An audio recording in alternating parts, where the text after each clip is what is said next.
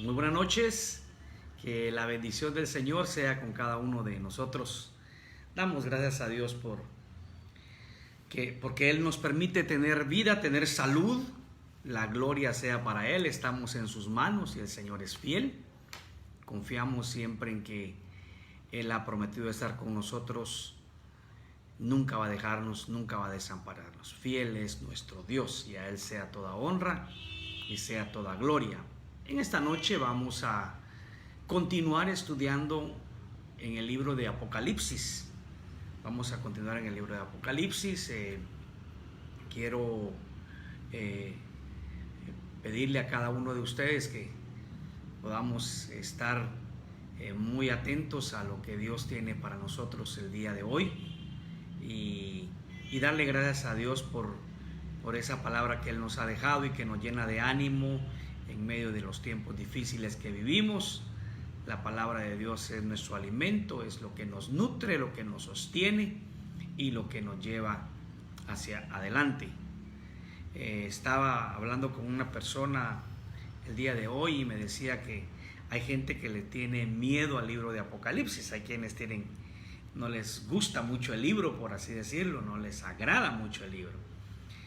Sin embargo, tenemos que saber de que para nosotros como creyentes es un libro que es de gran bendición. Es el libro que cierra toda la serie de 66 libros de la palabra de Dios. Y en el mismo lo que encontramos son palabras de esperanza, promesas del Señor. Describe tiempos difíciles. La iglesia los ha pasado, la iglesia los seguirá pasando. Pero también el libro nos va a narrar el triunfo final de Jesucristo y de los que somos de Él por toda la eternidad.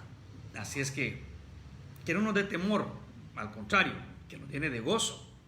Recordemos, desde el principio el libro habla de que son bienaventurados los que leen y los que guardan, ¿no?, lo que está escrito en este libro. Y el día de hoy vamos a ir cerrando el capítulo 1. La semana pasada, lamentablemente, por un problema técnico, no tuvimos un corte así un poco abrupto, ¿no? Pero hoy vamos a terminar. Y la semana pasada debimos haber terminado el capítulo 1, pero lo vamos a terminar hoy y vamos a comenzar el capítulo 2. Por lo menos vamos a ver lo de la primera iglesia, la primera carta escrita a la iglesia de Éfeso. Pero vamos a ir ya finalizando con lo que es el capítulo 1. En el versículo 18 alcanzamos a explicar algunos conceptos de lo que decía el mismo acerca de Jesucristo. Vamos a leer los versículos del capítulo 1, 18 al 20, y luego oramos para pedir la dirección del Señor. Dice: y el que vivo y estuve muerto, mas he aquí que vivo por los siglos de los siglos. Amén. Y tengo las llaves de la muerte y del Hades. Escribe las cosas que has visto, y las que son, y las que han de ser después de estas. El misterio de las 7 estrellas que has visto en mi diestra, y de los 7 candeleros de oro. Las 7 estrellas son los ángeles de las 7 iglesias, y los 7 candeleros que has visto son las 7 iglesias. Oremos. Señor, te agradecemos por tu bondad, por tu amor, por tu fidelidad. Gracias por tu palabra, palabra que nos da esperanza y fortaleza en tiempos de aflicción, sabiendo que estando tú en control de todas las cosas y estando nuestras vidas en tus manos, podemos caminar confiadamente en este mundo. Señor, ayúdanos a ser fieles a ti, a buscar la comunión contigo. Pero también, Señor, ayúdanos a que, recibiendo de ti la sabiduría que necesitamos, también tomemos las mejores decisiones en la vida para vivir con seguridad, para vivir con tranquilidad y buscar siempre servirte. Muchas gracias, Señor. En el nombre de Jesús. Amén.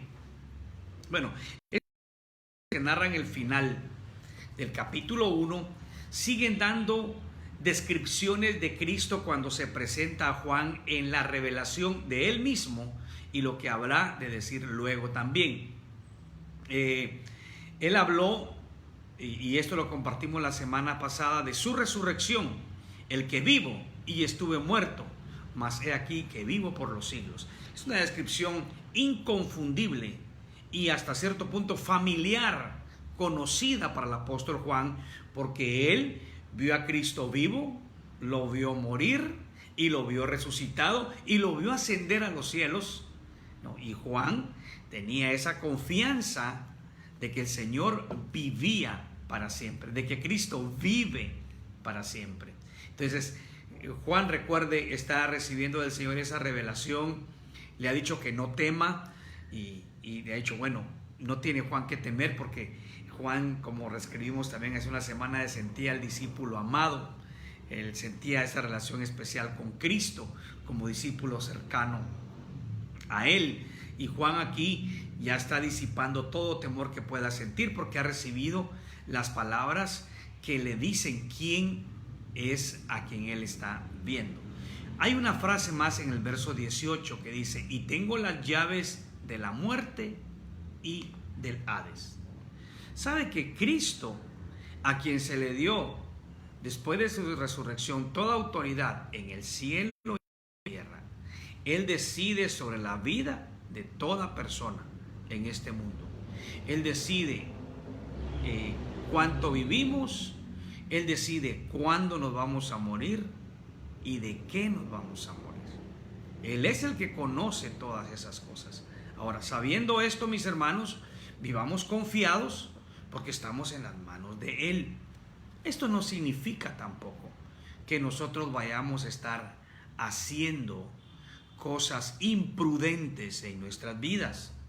No, Dios nos ha dado sabiduría y nos ha hecho responsables ante Él de utilizar esa sabiduría que Él nos da para tampoco nosotros cometer, disculpe la palabra, locuras que puedan poner en riesgo nuestras vidas, porque eso sería tentar a Dios.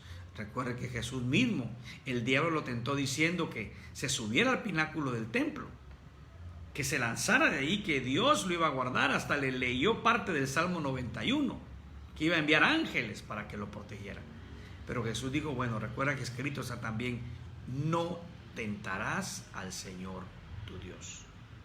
No tentarás al Señor tu Dios.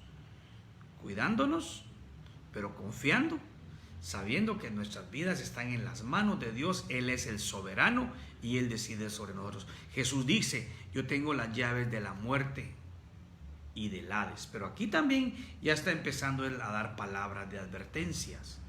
Ya está hablando acerca también de que Él es el que tiene la potestad de salvar y de condenar.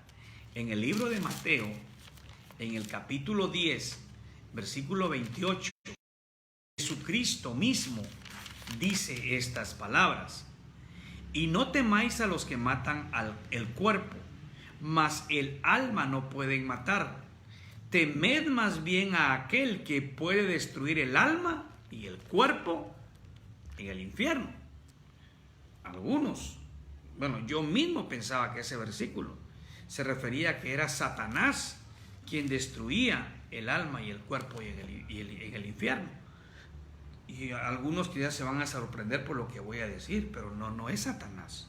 Satanás no tiene las llaves de la muerte y del Hades, es Dios. Y en la Biblia nunca la palabra de Dios nos enseña a temer a Satanás. Temor solamente a Dios. Cristo le está diciendo, no teman a los hombres, ellos solo pueden destruir el cuerpo. Teman a Dios, que es el que salva, pero también el que condena a aquel que es rebelde a Él. Muchas veces los mensajes no son muy agradables escucharlos, ¿no? Pero cuando nosotros sabemos que alguien muere, sabemos que ha sido la voluntad de Dios. Ha sido la voluntad de Dios. Porque es Cristo el que decide sobre la vida de las personas. Y que no nos preocupe tanto cuándo nos va a tocar morir, pero sí que nos preocupe cómo nos va a encontrar la muerte en el momento que llegue a nuestras vidas. Y las personas deben también escuchar el mensaje del Evangelio para que cuando llegue ese momento estén preparadas para partir de esta tierra a la eternidad. Y así como nosotros que somos de Cristo, aquellos que hemos conocido al Señor, tenemos la esperanza de vivir para siempre con Dios, una esperanza que es algo cierto porque es promesa del Señor. Entonces, Cristo tiene esa autoridad en la vida y en la muerte. Confiemos en Él, caminamos con Él, estamos en sus manos. Ahora viene la orden de Dios, o la repetición de la orden de Dios a Juan de escribir, la revelación de este libro. Y aquí en la orden de escribir va a dar el bosquejo, podríamos decir, general del libro. Este versículo 19 es el bosquejo del libro. ¿De qué trata el libro? O las divisiones del libro. Dice, escribe las cosas que has visto. ¿Cuáles son las cosas que has visto? Bueno, se refiere a esa revelación de Cristo. ¿Por qué era importante que Juan escribiera la revelación de Cristo? Refiriéndome no a la revelación de lo que va a hablar después, refiriéndome a la revelación de la misma persona de Jesucristo. Porque Juan quería dar a conocer a las iglesias que lo que él estaba escribiendo, lo que él estaba enviando, venía de la autoridad de aquel que es de la iglesia, que es Cristo mismo. Entonces, Juan escribe esta revelación, escribe que fui yo el que te ordenó escribir lo que las iglesias van a recibir, ¿no? Entonces, tienes que dejar escrito todo lo que has visto, y es lo que está descrito en el capítulo 1. Aquí se nos describe el capítulo 1. Lo que has visto es ese encuentro con Cristo, ese mensaje que Cristo trajo para ti, Juan, y que dice que debes de darlo a conocer a las iglesias. Ahora, las cosas que son se refiere a los capítulos y al tiempo que estaban viviendo aquellas 7 iglesias a las cuales serían dirigidas estas cartas. Las cosas que son es lo que está sucediendo en la vida de estas 7 iglesias. Vamos a verlas una por una. Entonces, Cristo le está diciendo, Juan, escribe y dile a las iglesias lo que está pasando. En un momento vamos a describir cuál es el contenido de las cartas, el bosquejo general de las cartas, pero en sí, desde ya Cristo le está diciendo, escribe las cosas que yo sé que están sucediendo dentro de mi pueblo. Recordemos que Cristo lo conoce todo, y cuando veamos las cartas nos vamos a dar cuenta que lo que Cristo describe es lo que estaba pasando en aquellas iglesias en aquel entonces. Era la manera en la que aquellas iglesias estaban viviendo, era todo lo que estaba sucediendo en la vida y en el desarrollo de esa iglesia temprano en los caminos de Dios, en el reino del Señor. Entonces, esas son las cosas que son lo que está sucediendo en el momento en que Juan escribe estas cartas a las iglesias. Y dice, y las que han de ser después de estas, aquí ya nos describe desde el versículo 4 desde el capítulo 4, hasta el capítulo 22.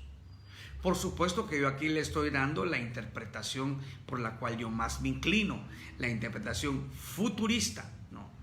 Que el libro es un libro futurista, ¿no? Que hay cosas que en él encontramos, la gran mayoría del libro es cosas que habrán de suceder. Por eso Jesús le dice, y las que han de ser después de estas, ¿no? Obviamente la interpretación futurista es la más adecuada por esta misma expresión que Cristo hace a Juan. Claro, los desacuerdos vendrían cuando habrían de suceder esas cosas, y siguen estando esos desacuerdos en las diferentes interpretaciones, en las distintas escuelas de interpretación. Pero obviamente, sí, el libro tiene mensaje a futuro, ¿no? Tiene mensaje hacia las cosas que van a suceder en el futuro. Entonces Cristo le dice, eso es lo que tienes que escribir. Entonces, capítulo 1, la revelación de Cristo. Escribe lo que has visto, lo que Juan vio de Jesucristo. Capítulo 2 y 3, las cosas que son. lo que estaba sucediendo en las iglesias. Capítulos del 4 al 22, las cosas que han de ser después de estas, tiempo futuro. Verso 20. El verso 20 lo leemos a la luz también del versículo 12, donde dice: volví para ver la voz del que hablaba conmigo y 7 candeleros de oro, y en medio de los 7 candeleros a uno semejante al Hijo del Hombre, vestido de una ropa que llegaba hasta los pies y ceñido por el pecho con un cinto de oro. Capítulo 1, versículos 12 y 13. Pero también, ¿no?, describe algo que tenemos en el verso 16. Diestra 7 estrellas. Solo esa parte más, 7 estrellas. El verso 20 dice: el misterio de las 7 estrellas que ha visto en mi diestra y de los 7 candeleros de oro. Las 7 estrellas son los ángeles de las 7 iglesias, y los 7 candeleros que has visto son las 7 iglesias. Ok. Hay misterios, y este es uno de ellos, que en la palabra de Dios, Dios los descubre de una manera pronta. En el verso 12 y 13, Juan solo había visto los 7 candeleros de oro y a Cristo en medio de los 7 candeleros de oro. En el verso 16 había visto que en su diestra, en su mano derecha, tenía 7 estrellas. Pero Juan no sabía el significado ni de los candeleros ni de las 7 estrellas. Aquí Cristo se los va a revelar. Por eso dice los misterios, o el misterio de las 7 estrellas que has visto en mi diestra y de los 7 candeleros de oro. Juan ya no va a ser un misterio. Ahorita te voy a decir quiénes son las 7 estrellas en mi diestra y los 7 candeleros de oro.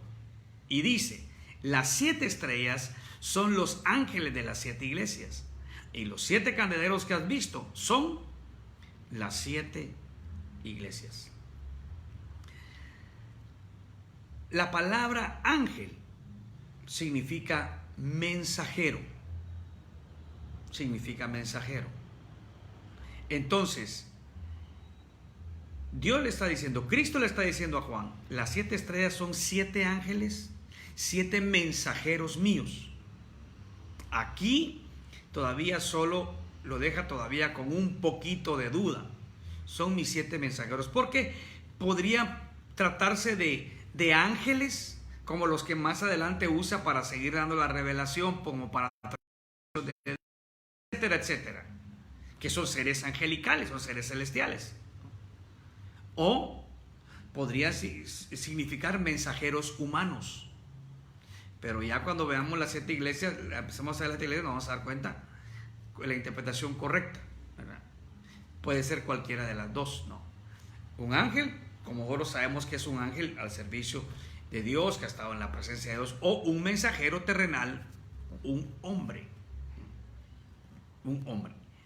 Y las 7 iglesias, y las 7 iglesias son los 7 candeleros que has visto, son las 7 iglesias, perdón. Entonces dice, los 7 ángeles de las 7 iglesias, los 7 mensajeros de las 7 iglesias. Aquí está diciendo ya, cada iglesia va a tener un mensajero.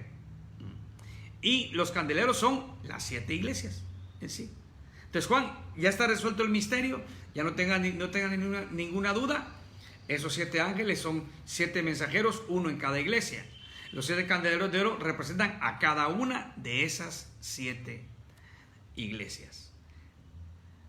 Entonces, estamos viendo ya hasta acá los 7 mensajeros, las 7 iglesias a quienes el Señor va a escribir. Ahora, solo para salir de los mensajeros, vamos a leer la primera frase del versículo 1 del capítulo 2. Capítulo 2, versículo 1 dice: escribe al ángel de la iglesia en Éfeso.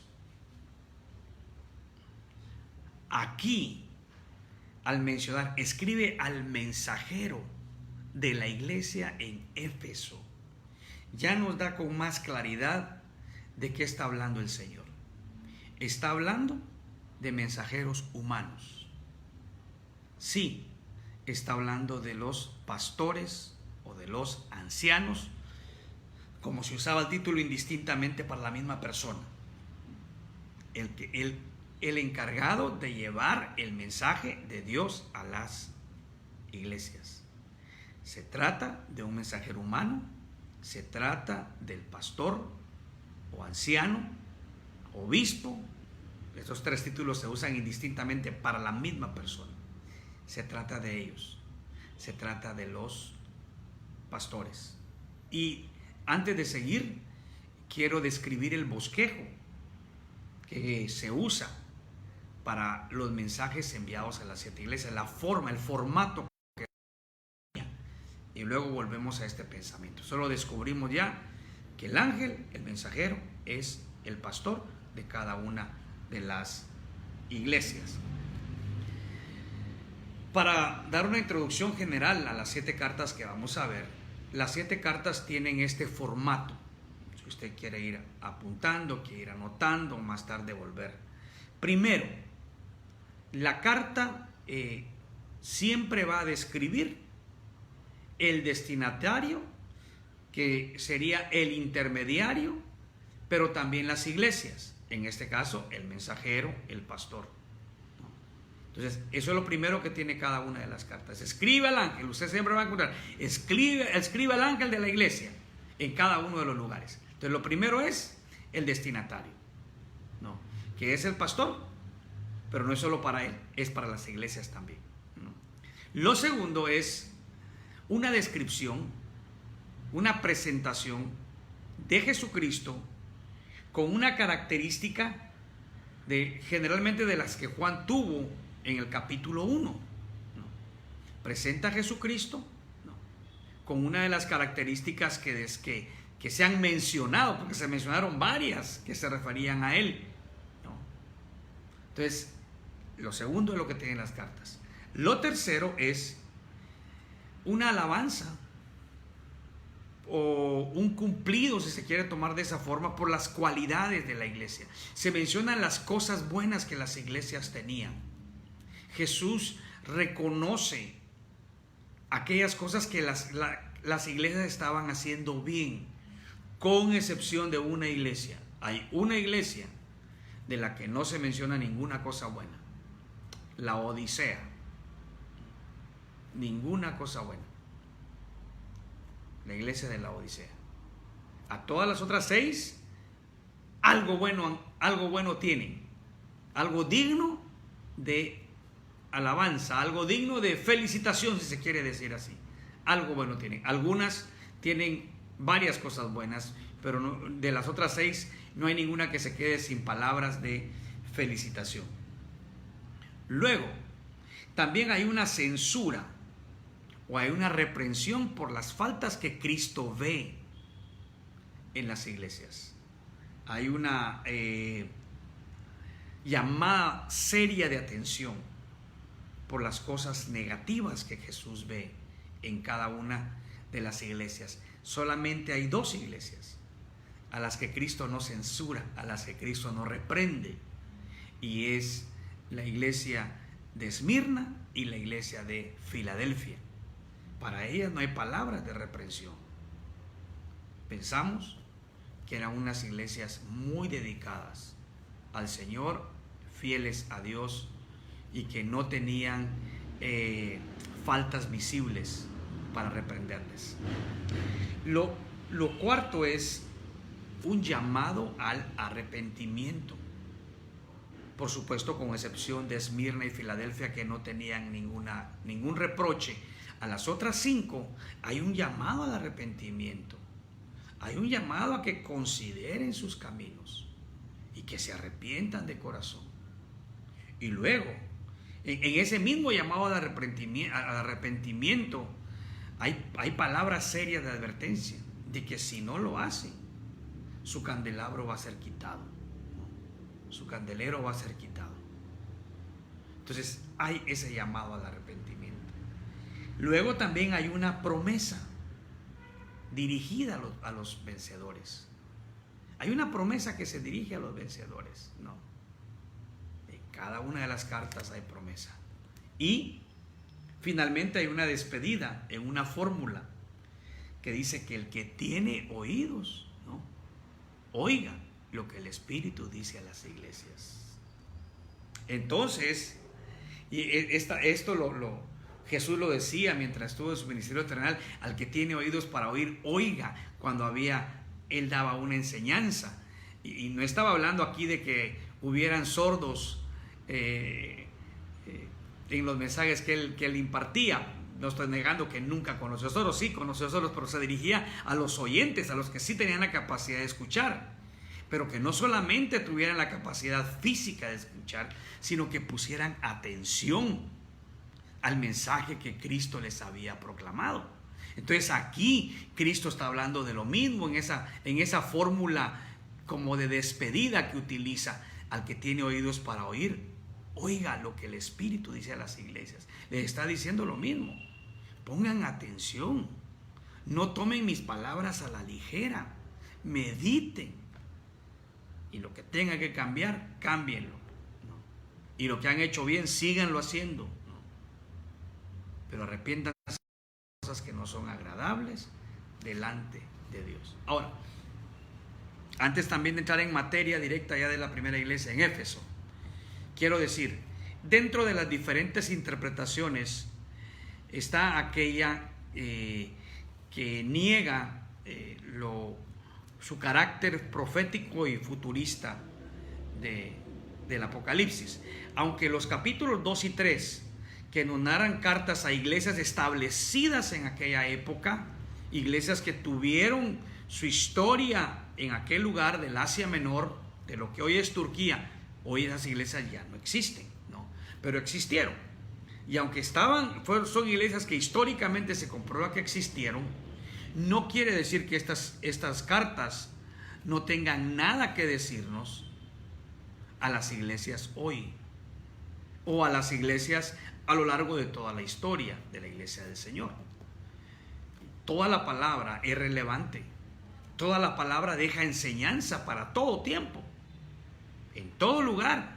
Entonces, digamos acá, toda enseñanza de la palabra de Dios es relevante y es aplicable a toda iglesia de todos los tiempos. Por eso hoy tenemos que estar atentos a lo que vamos a leer de esta iglesia y examinarnos a la luz de esta iglesia para ver cómo estamos con el Señor. Curiosamente, también hay una interpretación que dice que las iglesias, los mensajes de las iglesias representan la época, una época de la historia de la iglesia del Señor. Que cada iglesia va representando una época de la historia de la iglesia del Señor. Entonces, algunos dicen, si aceptamos esa interpretación, la iglesia de la Odisea podría ser la iglesia de hoy. Ahora, imagínense, cuando lleguemos a esa iglesia vamos a ver si es así. Una iglesia que no tiene nada de bueno. Una iglesia que no recibe una palabra de felicitación. Pues algunos dirían: miren, hermanos, la verdad que en los tiempos de ahorita las iglesias tenemos que examinarnos muy bien, evaluarnos muy bien qué tanto estamos haciendo la voluntad de Dios. Yo no estoy aquí desanimando ni juzgando a nadie. Cada quien debe juzgar su propia condición personal como también congregacional.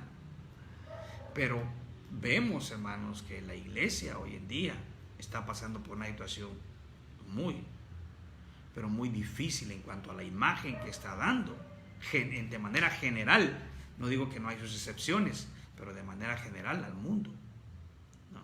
Entonces, pero como dije antes, yo soy más partidario de la interpretación que no es la interpretación histórica, que cada iglesia que vamos a ver acá representa una etapa en la historia de la iglesia. No estaría en orden tampoco, porque la Odisea es la última.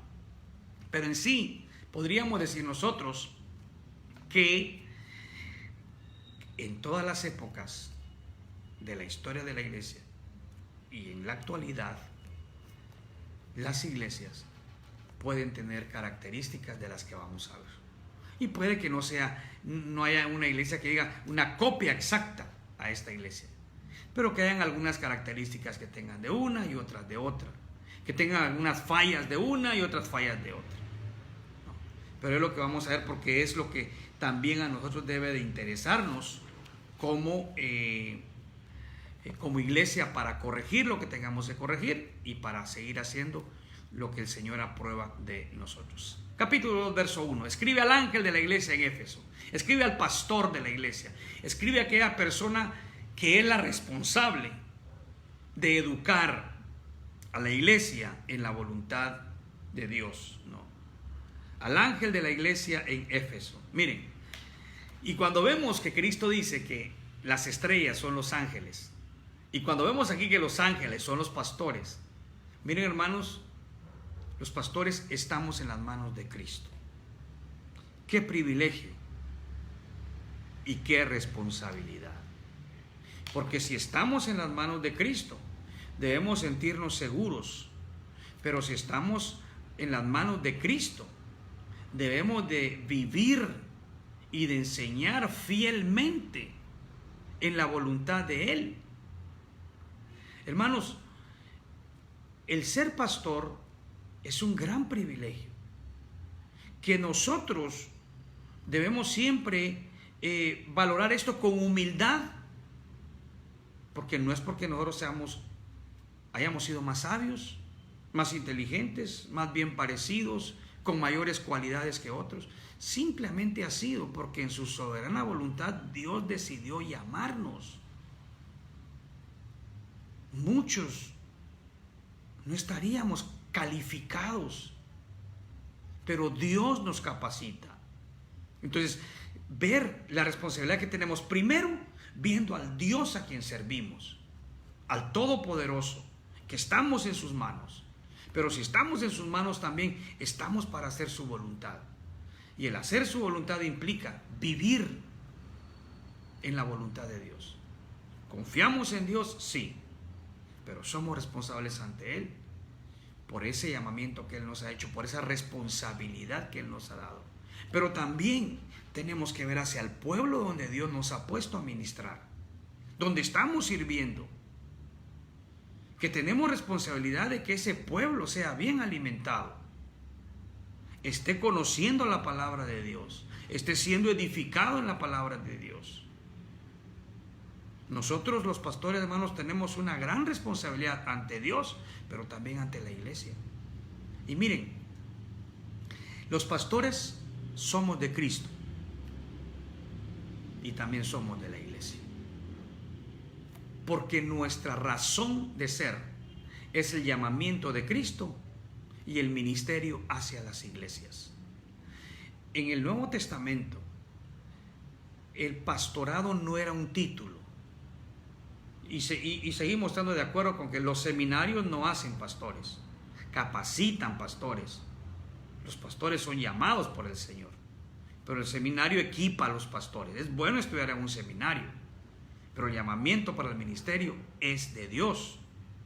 Dios es el que finalmente nos capacita, y los seminarios son instrumentos en las manos de Dios que nos ayudan para que nosotros podamos enseñar a nuestra gente de una mejor manera la palabra de Dios.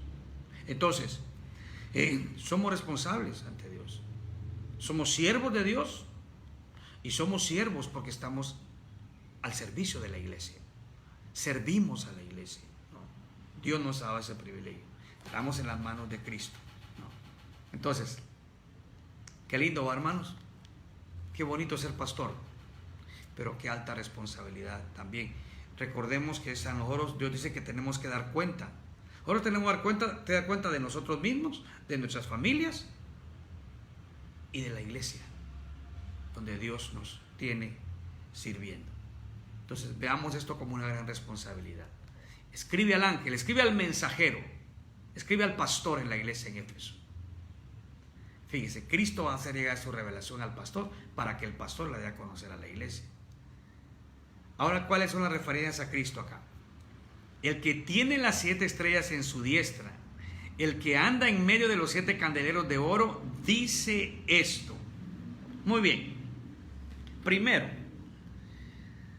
Cristo aquí está dando palabras de confianza al pastor. Pastor, lo que tú vas a decir a la iglesia va a ser de parte de Cristo. debe ser de parte de Cristo, porque estás en la mano del Señor, en la poderosa mano de Cristo. Entonces, lo que vas a decir a la iglesia, lo vas a decir con la autoridad de Cristo, no la autoridad tuya, la autoridad de Cristo. Y la autoridad de Cristo la tenemos nosotros escrita en su palabra. Pastores, seamos fieles lectores y estudiosos de la palabra de Dios, porque recordemos que la palabra de Dios es la autoridad sobre nuestras vidas y la vida de las personas a quienes estamos sirviendo en la iglesia. Entonces, hay pastores que hablan de autoridad como que si fuera su propia autoridad. Yo tengo autoridad sobre la iglesia. No tenemos ninguna autoridad si no estamos enseñando la palabra de Dios. Eso es ser autoritario. No podemos manipular a la gente con nuestros pensamientos o con nuestras opiniones. Tenemos que enseñar a la gente lo que la palabra de Dios dice a través de un estudio profundo, consciente. Debemos nosotros realmente ser estudiosos de la palabra. Recientemente escuchaba a un predicador y decía, ¿saben? Hay muchos que quisieran, que aman a Cristo, que son creyentes, y que quisieran ellos tener más tiempo para escudriñar más las Escrituras, para investigar más en la palabra de Dios, para tener más conocimiento, para extraer de esa palabra de Dios y encontrar tesoros, tanto para el conocimiento de ellos como para poder compartir. Pero saben, muchas de esas personas que quisieran hacerlo no tienen el tiempo, porque son doctores, porque son mecánicos, porque son panificadores, porque son abogados, porque tienen su tiempo ocupado en otras cosas a donde Dios les dio la capacidad de hacer, pero aman al Señor. En otras palabras, no tienen el tiempo que usted, pastor, tiene para escudriñar la palabra de Dios. Hermanos, cuando él dijo eso, digo, qué responsabilidad.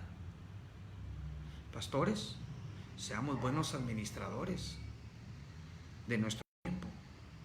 Un pastor, hermanos, no puede ser negligente en la lectura y el estudio de la palabra de Dios. Porque las personas que quisieran escudriñar más la palabra son especialistas en otras cosas y dedican su tiempo a esos, porque a eso Dios les ha dado para hacer. Y ellos tienen que administrar también bien su tiempo en eso que hacen. Pero nosotros, en lo que Dios nos ha llamado a hacer. De hecho, el pastor debe ser el que más conoce de Biblia en la iglesia. Pastores, seamos dedicados. Y sé que algunos pastores son bivocacionales y yo los admiro. Y admiro a los pastores bivocacionales. Pero también, aun cuando usted sea bivocacional, administre bien su tiempo para leer y estudiar la palabra de Dios, porque usted es el principal responsable de llevar el mensaje de Dios a su iglesia, el mensajero de Dios a la iglesia.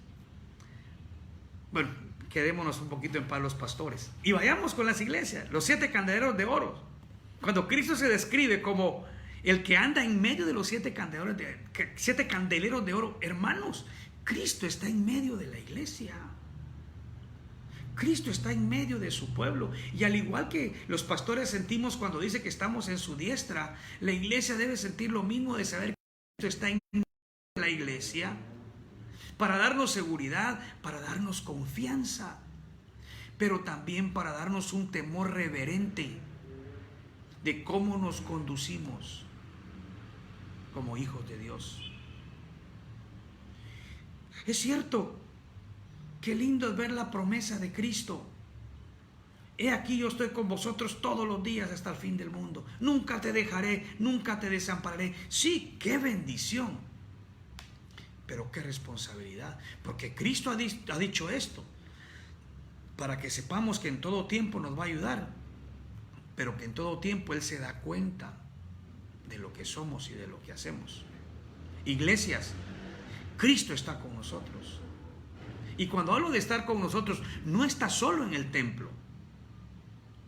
Porque recuerde que el Espíritu Santo mora en nuestro cuerpo. Nuestro cuerpo es el templo del Espíritu Santo. Y aunque aquí la referencia sea más a lo congregacional, de cualquier forma, mis hermanos, donde estemos 2 o 3 reunidos en su nombre, Él está en medio de nosotros. Así que si usted es casado, como usted trata a su esposa ahí en la casa, ahí está Cristo viéndolo. Como usted respeta a su esposo, ahí está Cristo viéndola. Y como digo, sí tiene más referencia en el contexto a lo congregacional. Pero Cristo está en todo tiempo, donde quiera los creyentes vamos. Y como digo, qué lindo saber eso, por saber que gozamos de sus cuidados fieles, pero también que es responsable de saber que no podemos hacer cosas que puedan ofender su nombre, porque Él está en medio de su pueblo. Cristo se describe así, y a cada iglesia le da una descripción de Él de acuerdo a lo que la iglesia necesita. En los versículos 2 y 3 está y el 6 también, está la felicitación en cuanto a las cosas buenas que hacía la iglesia. Y hay varias. Y vamos a ver hasta dónde nos dé el tiempo, hermanos. No sé cuánto tiempo. Quisiera terminar la parte de la iglesia de Éfeso hoy. Si ustedes me tienen paciencia, vamos a hacerlo. De todas formas, quiero darles no sé si va a ser buena noticia o mala noticia.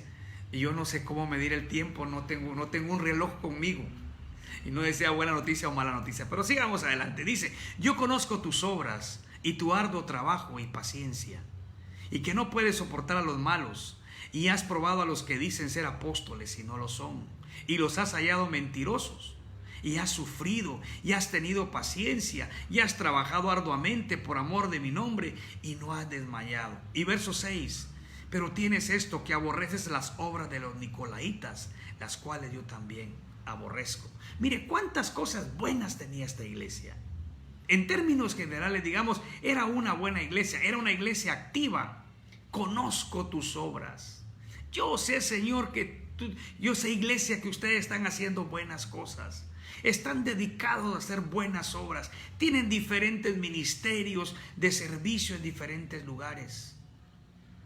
Están haciendo bien. Y trabajan duro.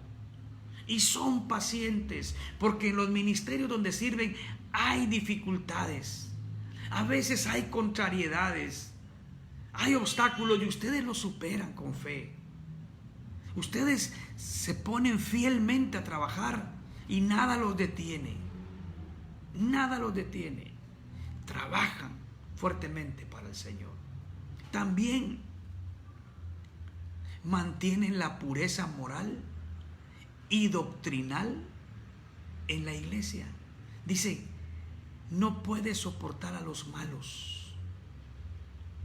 Habla de que no dejan pasar pecados visibles en la iglesia. Usan la disciplina. Son iglesias puras. Es una iglesia pura. Es una iglesia que ejerce disciplina. No tolera el pecado de los malos. Pero también son sanos doctrinalmente. Tienen sana doctrina. Como estudiosos de la palabra saben distinguir a los falsos apóstoles, a los que se dicen ser apóstoles y no lo son, y los han hallado mentirosos. Es para todas las épocas. En aquel tiempo habían apóstoles verdaderos y habían apóstoles falsos. Había quienes se tomaban el nombre de apóstol y no eran apóstoles. No eran ni de los apóstoles de Jesucristo ni de los enviados del Señor. Hoy simplemente no hay apóstoles. No como lo del Señor Jesucristo. ¿Enviados? Sí, hay enviados. Eso sí. Pero no es un título, no, como el que tenían, ni una función como la que tenían los apóstoles de Cristo. Los apóstoles de hoy son los misioneros, los enviados. los que se dicen ser apóstoles, iglesia, tomemos la actitud de Éfeso, no lo son.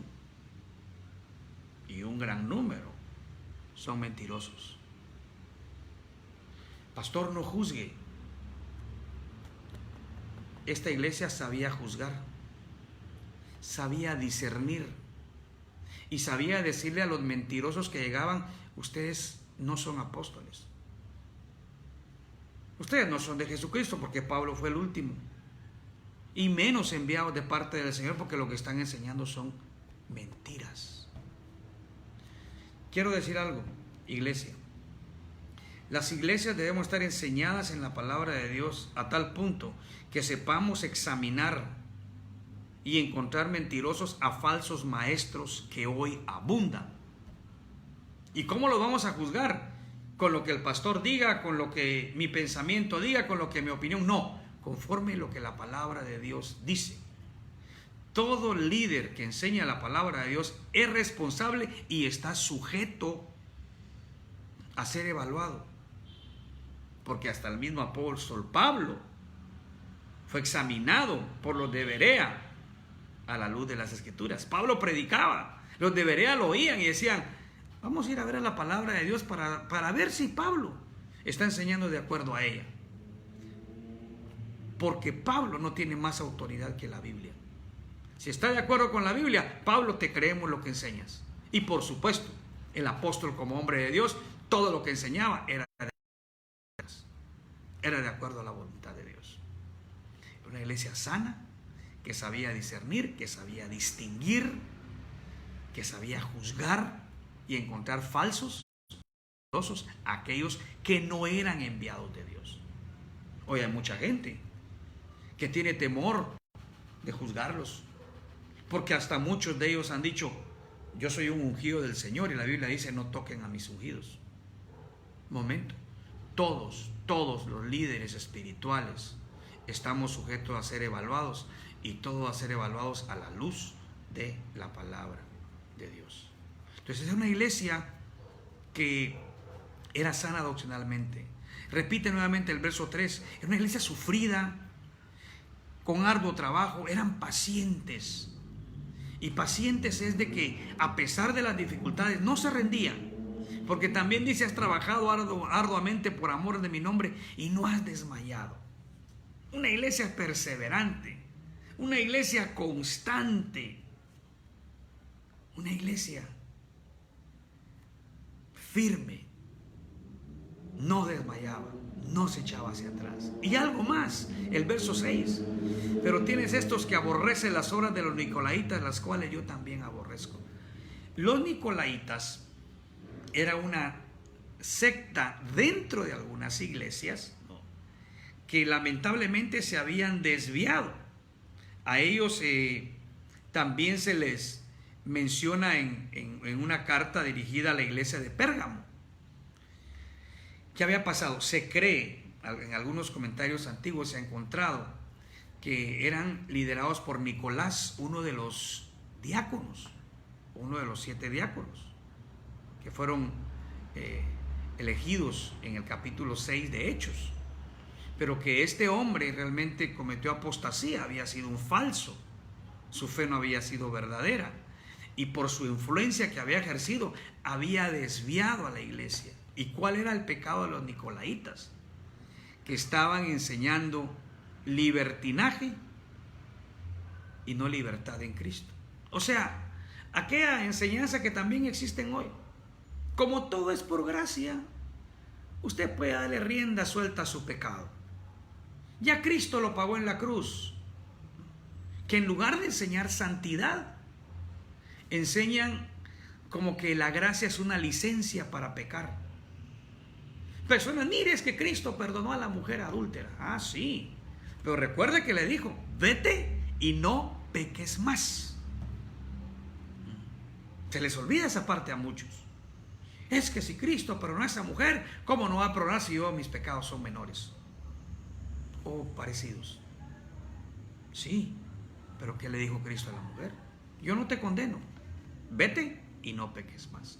Entonces los nicolaitas fomentaban mucho el libertinaje, Fomentaban mucho la vida de pecado en la iglesia, amparados a una gracia barata, a una gracia equivocada. Tenían un mal concepto de la gracia. Porque recuerde que Pablo también escribe que perseveraremos en el pecado para que la gracia abunde, e inmediatamente responde: en ninguna manera. Pues la iglesia en Éfeso aborrecía a los nicolaítas. Esa doctrina no es sana, esa enseñanza no es sana. Los combatían, y de hecho lo más probable era que hasta los hayan expulsado de la iglesia, porque cuando dice ahí aborreces, un aborrecido era alguien con quien no se quería tener comunión, y eran sacados de la iglesia por fomentar el pecado y no la santidad. Mire cuán buena era esa iglesia, cuántas cosas buenas tenía. Pero aquí viene la reprensión. Verso 4, es breve, fíjese. Pero tengo contra ti que has dejado tu primer amor. Mire, una línea, una sola cosa: has dejado tu primer amor. Y alguien se extrañará porque dice que ellos trabajaban arduamente por amor del nombre de Jesús. Entonces, ¿no es eso amor a Jesús? No necesariamente. Aunque la reprensión es breve, es muy significativa. Estaban descuidando lo principal: el amor a Cristo, a través de la relación con Él, en oración, en estudio de su palabra, en meditación, en reflexión, en pasar tiempo de comunión con Cristo. Era una iglesia muy activa, pero que lamentablemente se había olvidado de la comunión con Cristo. En otras palabras, una iglesia que estaba muy ocupada en las obras de la obra del Señor, que se habían olvidado del Señor de la obra. Y disculpe que haga aquí una analogía del matrimonio, pero es para que nosotros podamos como humanos comprender la reprensión de Cristo. Es como que si un esposo tiene a la esposa muy bien económicamente, le compra vestidos caros, le tiene una casa linda, no falta nada, pero no aparta tiempo para ella, no la escucha, no salen juntos a algún lugar. Y hay hombres que orgullosamente hasta dicen: pero nada te falta conmigo. Déjeme decirle, le falta lo principal: tiempo, comunión, compañerismo, el ser escuchadas. Así se sentía Cristo. Se están haciendo muchas cosas. Ese por amor a mi nombre era las cosas que hacían para que tener una buena imagen, que la iglesia fuera bien conocida, que el nombre de Cristo fuera bien conocido. Entonces vamos a hacer todo esto para quedar bien. Pero se habían olvidado del tiempo especial con el Señor. Y miren, mis hermanos, cuán fácil es caer en esto. Estamos tan ocupados en tantas cosas, hasta los pastores podemos caer en eso, o mejor dicho, principalmente los pastores podemos caer en eso. Y la iglesia en general, ocuparnos de tantas cosas y olvidarnos de nuestro tiempo con el Señor. Olvidarnos de nuestro tiempo con Cristo. Hoy en día que están usando tanto los medios, a veces las iglesias cuidamos mucho de lo técnico para presentar un buen culto, y hasta cuidamos del tiempo. Es que mire, por video, por Facebook, no se tarden tanto porque la gente no aguanta tanto tiempo de estar viendo esto. Posiblemente algunos aquí ya se desconectaron del estudio que estoy dando. Que nos olvidamos, mis hermanos, que todo lo que hacemos en la iglesia es para el Señor. Es comunión con Dios. Los cultos son comunión colectiva con el Señor, comunión como iglesia, como pueblo de Dios, como cuerpo de Cristo local. ¿Por quedar bien en las cámaras? ¿Por quedar bien con el tiempo? ¿Por quedar bien con esto? ¿Con lo otro? Hermano, lo primordial es nuestra comunión con Cristo. Nos olvidamos del primer amor. Algunos dicen el primer amor como en el tiempo cuando uno se convirtió. Y sí puede que tenga algún significado de eso, pero no está hablando tanto del tiempo, sino de lo principal, lo primordial que debe existir siempre en la iglesia del Señor. El amor con Cristo para una relación con el Señor es lo más importante que como iglesia nosotros tenemos que cuidar. Los ministerios, gloria a Dios por ellos. Pero ¿sabe qué sucede? Cuando nuestra comunión con Cristo y nuestro amor hacia Cristo no es el correcto, muchas veces las actividades pueden crear orgullo, pueden crear que yo sea visto, que yo sea admirado. Hermanos, el único nombre digno de ser exaltado es el nombre de Cristo, el único. Y nosotros cuidemos nuestra comunión con Él. Esa es la reprensión de Cristo, ese es el reclamo del Señor. Una cosa, pero era la más importante, que estando descuidado esta cosa, las demás, aunque el Señor les dice, los felicito por eso, pero saben, están olvidando lo primordial. Están tan ocupados en tantas cosas que no tienen tiempo para mí, dice el Señor. Están tan ocupados haciendo tantas obras, atendiendo tantos ministerios, que ya no pasan tiempo conmigo, que ya no oran, que ya no leen la palabra. Esa es la reprensión de Cristo. Breve, pero muy significativa. Y el llamado al arrepentimiento. Recuerda, por tanto, de dónde has caído y arrepiéntete y haz las primeras obras, pues si no, vendré pronto a ti, quitaré tu candelero de su lugar, si no te hubieres arrepentido.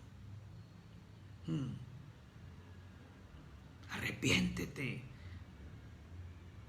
Recuerda, evalúate de dónde has caído. ¿Dónde están aquellos tiempos en los que venías y doblabas rodillas y me buscabas de corazón y te deleitabas en mi presencia?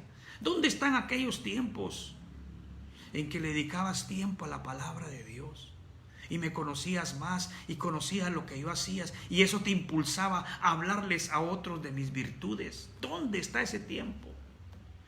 Evalúa eso, recuerda eso. ¿Y qué es lo que te ha llevado a olvidarte de eso?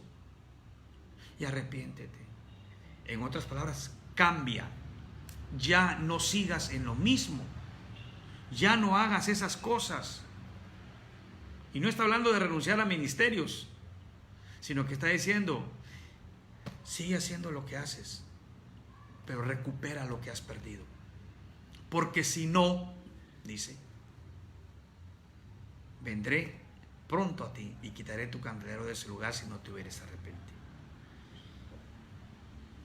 Algunos comentaristas dicen que es obvio que esta iglesia, si hizo caso a esta reprensión, lo pudo haber hecho por algún tiempo, pero finalmente caían en lo mismo.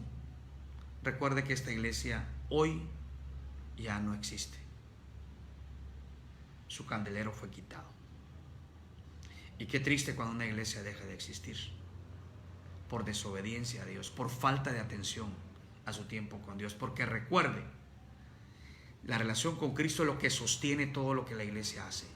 No son las cosas que la iglesia hace, es la relación con el Señor. Por lo tanto, como iglesia, ocupémonos de esa relación con el Señor. Ocupémonos, busquemos a Dios día con día en nuestras casas, en nuestros trabajos, que nuestro pensamiento esté en el Señor, para que todo lo que hagamos sea para la gloria de Dios. Y cuando el Señor nos permite tener nuestras reuniones como iglesia, juntos, Adoremos de corazón al Señor. Exaltémosle. Juntos. Escuchemos con atención su palabra y obedezcamos a lo que Dios nos enseña. Pero ocupémonos de tener nuestro tiempo con Cristo y darle la gloria a Cristo. Verso 7 finalmente dice: el que tiene oído, oiga lo que el Espíritu dice a las iglesias. Mire, estas palabras de Cristo, como decía, en su ministerio, durante estuvo antes de ir a la cruz, también las dijo en varios de sus discursos. Y repito, no es que diga, usted está sordo, no. Ponga atención. Ponga atención. Esté atento a la voz de Dios. Él está hablando a usted. Esta noche Él nos está hablando a todos. Tenemos oídos. Y recuerde que es el Espíritu de Dios, el Espíritu de Dios que está con Dios y que vive en nosotros, que Dios nos ha dado. El que nos pone, si queremos dar esa palabra, en sintonía con Dios, el que nos conecta con Dios porque nos transmite la voz de Dios y lleva a Dios también nuestra oración. Ese Espíritu es el que nos está hablando. Ese es el que nos está llamando la atención. Es el que nos está llamando a la reflexión.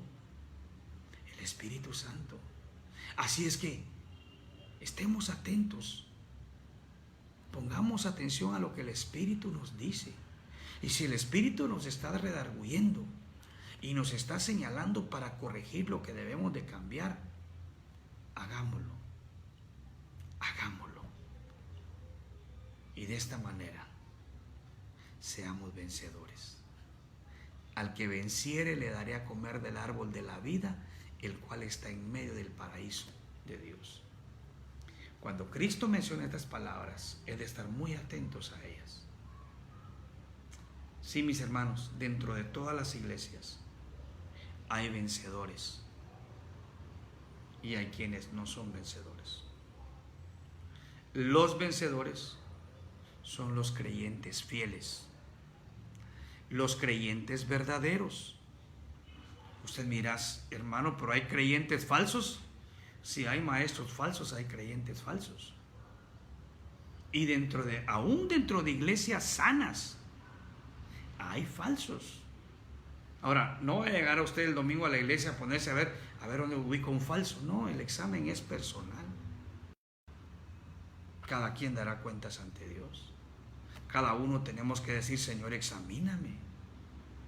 Y si tengo que corregirme, y si en verdad tengo que convertirme, porque al analizarme me encuentro que no soy creyente, que tu Espíritu cambie mi corazón, porque yo quiero ser un vencedor. Porque a los vencedores, dice, le daré de comer el árbol de la vida. Recuerda, el que Dios escondió en Génesis.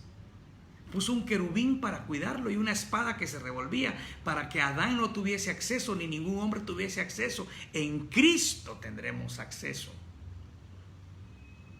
Porque ese árbol de la vida significa la vida eterna, para que vivamos para siempre con el Señor. Está en medio del paraíso de Dios. Mis hermanos, este mensaje es un mensaje tan grande, tan precioso, porque Cristo nos está diciendo: yo voy a restaurar lo que Adán perdió. Nadie tiene acceso al árbol de la vida. Está en medio del paraíso de Dios. Pero Cristo es el único medio que nos da acceso para que entremos y tomemos del árbol de la vida. Cristo es la puerta. Cristo es el camino. Él nos abrió por el velo de su cuerpo y nos dio acceso para llegar a lo que Adán perdió. Cristo lo por eso se le llama el postrer Adán, el segundo Adán, el que vino y cumplió perfectamente la voluntad de Dios para hacer posible para nosotros, lo que Adán perdió. Cristo nos los ha dado. Gracias por su misericordia. Seamos vencedores en el nombre del Señor. Seamos fieles a Dios. Imitemos todas aquellas buenas obras que la iglesia de Éfeso hacía por amor al nombre de Cristo. Pero corrijamos aquello que la iglesia había olvidado: su primer amor, su comunión con Cristo, como la parte más importante en nuestras vidas. Mis amados hermanos, yo les animo a que sigamos adelante en los caminos de Dios.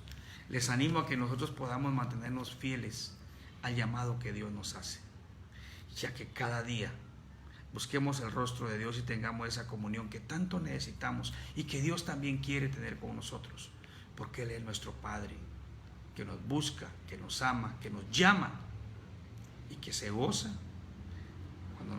cuando nosotros de corazón le buscamos y guardamos sus mandamientos. Vamos a orar. Señor, te damos gracias por este mensaje que tú has traído a tu iglesia a través del estudio de esta noche. Y te pedimos en el nombre de Cristo que mantengas nuestro corazón lleno de ese fuego para buscar a Cristo y mantener la comunión que necesitamos tener con Él. Padre, que no nos olvidemos de ese primer amor, de esa parte importante, primordial, principal en nuestras vidas, que es deleitarnos en tu presencia y recibir de ti las fuerzas necesarias para vivir cada día en tu voluntad. Porque tenemos ese acceso a ti por Jesucristo tu Hijo, y Él es el medio que nos lleva a ti, y Él es quien de gracia nos ha salvado y nos ha regalado la vida eterna. Amado Señor, que seamos vencedores, que venzamos las tentaciones y los obstáculos que la vida nos presenta, y que de esta manera siempre vivamos dándole a Cristo el señorío, llenos de tu Santo Espíritu y con esa esperanza certera que tenemos de la vida eterna que de Él hemos recibido. Muchas gracias, Señor, en el nombre precioso de Cristo Jesús. Amén y amén. Que Dios le bendiga a mi hermano y mi hermana, y esperando que este mensaje haya sido de bendición para su vida. Muy buenas noches.